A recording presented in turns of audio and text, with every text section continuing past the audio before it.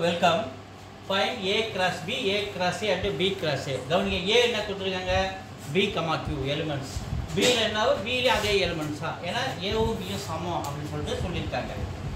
So A வும் அதே elements B யும் அதே elements லெட் எழுதிக்கிறோம். நமக்கு first A cross B. So A B, Q cross B, B, Q.